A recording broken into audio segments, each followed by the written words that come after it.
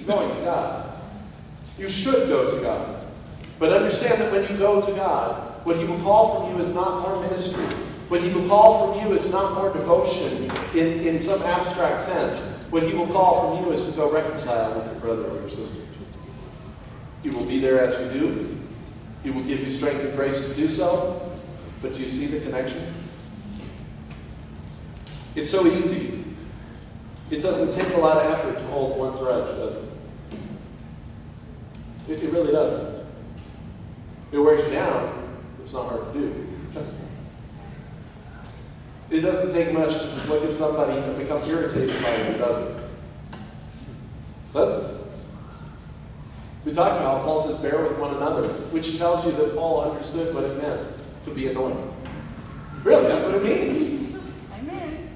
It means Paul looked at people in the church and sometimes went, oh my goodness, I'm going to have to bear with them. Really? I think he's more gracious and loving perhaps than I just gave him credit in that tone, but the point is the same, is it not? He had to make that effort, didn't he?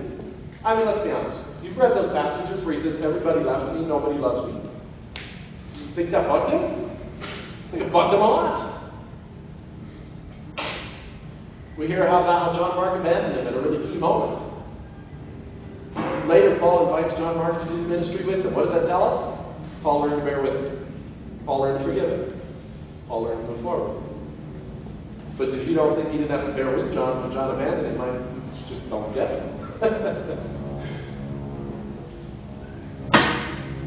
There's something about the way we treat one another and the way we treat other people that is very connected to God, to the way He wants us to be seen, to the way He wants people to see Him. He wants us to share God's grace. He wants people to know what love is as we see us love. And He wants that love to be radical and different and dangerous. Love without risk is not the kind of love God is talking about in this sense. You get love from God without risk, and that gives you strength to love others with risk. Because other people will not behave rationally to your love. You get that? You may love them, and they may spit at you.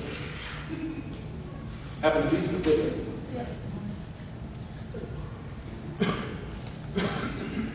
Press on, he says this, he says, settle matters quickly with your adversary, who is taking you to court. Do it while you are still with him on the way, or he may hand you over to the judge, and the judge may hand you over to the officer, and he may be thrown into prison. I tell you the truth, you will not get out until you've paid that last penny. This is not saying don't sue other people, although that is certainly here, that you should try to reconcile with people before you take them to court, but notice this is actually from the other direction. This is saying if somebody has something against you, don't wait until it's a crisis moment. Don't wait until they have to lower the hammer. Don't wait until things are really bad. Don't wait until they force you to respond to them. Respond to them now. Go to them quickly. This is like leaving your gift at the altar. It's not because God doesn't want you at the altar. It's because God doesn't want you wasting time when what you should be doing is reconciling. Do you get that? Get out there and talk to those people. This is interesting as I'm going through this passage because I think we have a great deal of unity in this room. Tremendous. Tremendous. I'm not aware of any particular sort of grievances or reconciliations that have to occur. And when I was looking at this passage and I felt like God was leading me here, I said that to him. And I felt like God led me to do this anyway. So maybe it's in this church, maybe it's out of this church. Maybe it's people that aren't in this church that you have a grievance against. Maybe somebody came to LifeSong because there's someone at Rio West you don't like. It's not why I came, just so you know. It's possible. It's possible. We're going to talk about that as we go, but I want you to see the heart here of God presented in these various things as we keep going. He says, get it settled quickly. He goes on. He says, you have heard it said, do not commit adultery. And by this point, nobody's going amen anymore because they know this is just the beginning, right? Oh, no. Now what? But I tell you that anyone who looks at a woman lustfully has already committed adultery with her in his heart. The discourtesy of claiming a woman as your possession, even in your heart and your mind, is an abomination to God. He says I want to be clear, it's not the same just like being angry at someone doesn't have the same consequences as actually killing them. Okay? There's a difference in consequence. There is a difference in that sense of severity. But in the sense of love, in the sense of where God is calling us to, He's saying that that's no good. You're missing the point of the law. If you simply restrain your body, that's not far enough. You have to restrain your mind, and you have to restrain your emotions. To which everybody begins to say this is impossible. To which God says, Amen.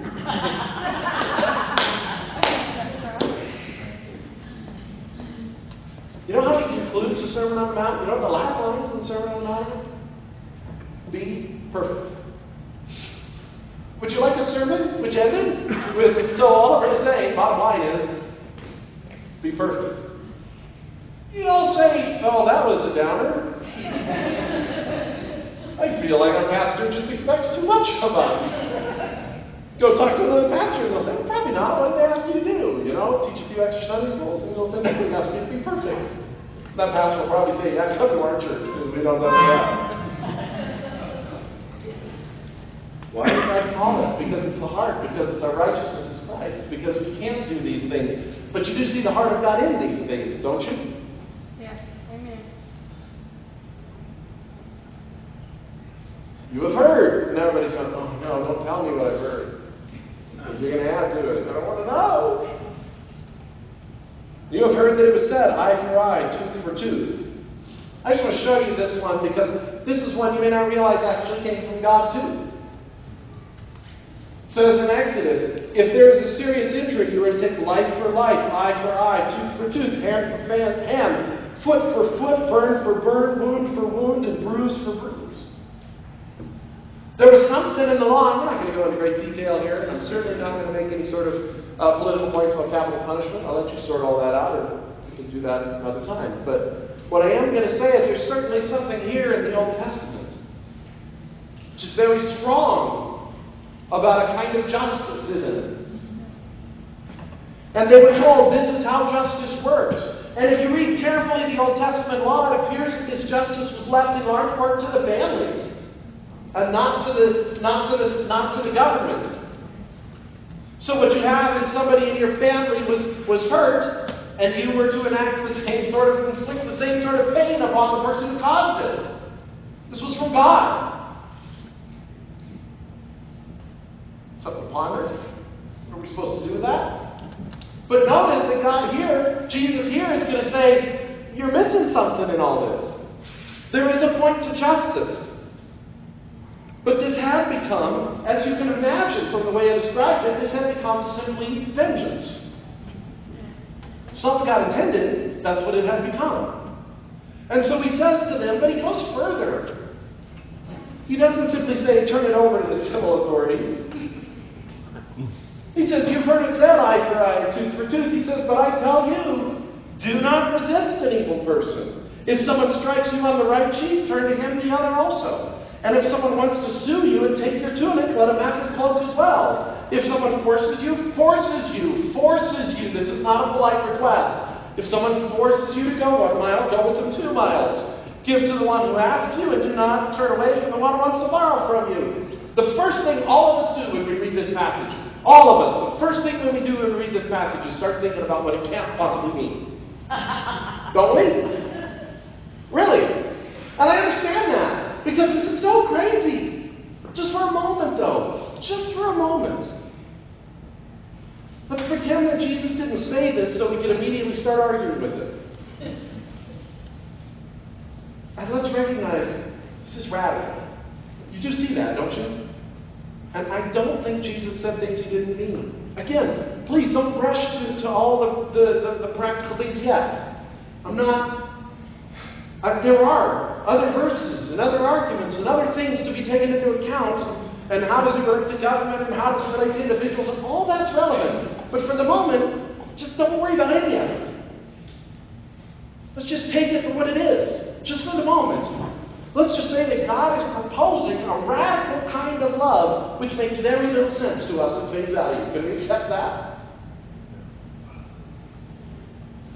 Because that's what he's doing. The fact that when you hear it, you go, whoa! It can't mean this, and it can't mean that, and it can't mean